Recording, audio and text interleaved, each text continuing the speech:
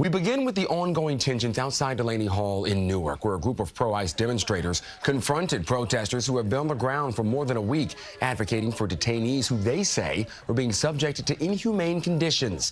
This happening a day after the New Jersey State Police clashed with protesters, leading to several arrests. Andrew Ramos is live outside Delaney Hall with the very latest on this one. Andrew, good evening. Good evening, Alan. Well, it's been certainly a very eventful day here outside Delaney Hall. At times it's been very tense, especially with those dueling protests that you had mentioned. Right now we could report that it is mostly peaceful now. I'll get out of the way and give you an idea of where things stand right now. You can see that main pit of protesters, about 200, and that is growing at this hour. Those protesters have been gathering outside the facility as they have been doing for the past week now. Then if you pan over to the right, you can see the orange barricade.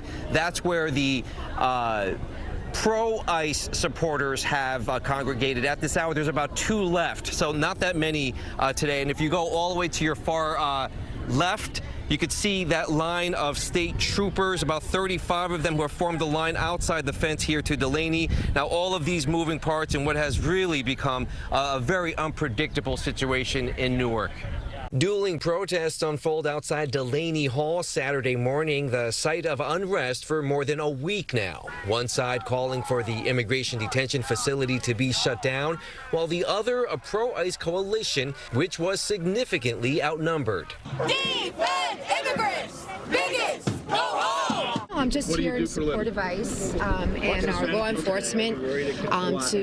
Why? Because we need to let them do their job. While the temperature hit a boiling point when members of the far-right group, the Proud Boys, arrived, the increased police presence maintained order. The verbal skirmishes paled in comparison to what took place just 12 hours earlier, when New Jersey State Police in full riot gear clashed with protesters as they rolled out new measures outside Delaney Hall, where demonstrations have intensified.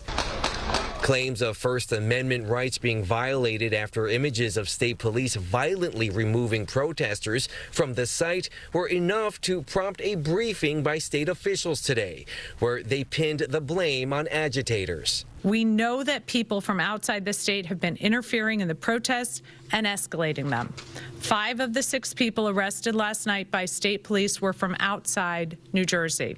And some national extremist groups have become involved in the protests here today. State police insist they gave protesters multiple warnings about dispersing from the site Friday night.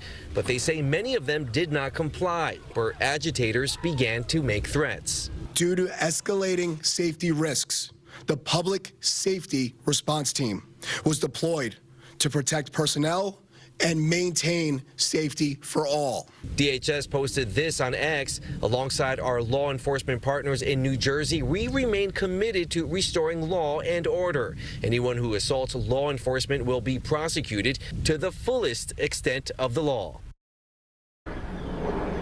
Now, the governor maintains that the protests here outside Delaney Hall have been mostly peaceful, and her goal has been consistently to keep the temperature down. Now, as she mentioned, there were a total of 6 arrests last night. Mostly charges range from disorderly conduct to obstruction of justice. Despite the tensions here today, we could report that no arrests as of now have been made. Reporting live outside Delaney Hall this evening, Andrew Ramos, CBS News, New York. And hopefully things remain peaceful out there. Andrew, thank you. We'll see you later. Meanwhile, the U.S. Attorney's Office charged a Morris County man with assaulting a federal officer during Thursday's protest at Delaney Hall. Prosecutors allege 26-year-old Brendan John Geyer bit the forearm of an ICE agent who was trying to clear demonstrators from the road outside the facility. They say Geyer also kicked another ICE agent and bit the knuckle of a third. If sentenced, he faces up to 20 years in prison and a $250,000 fine.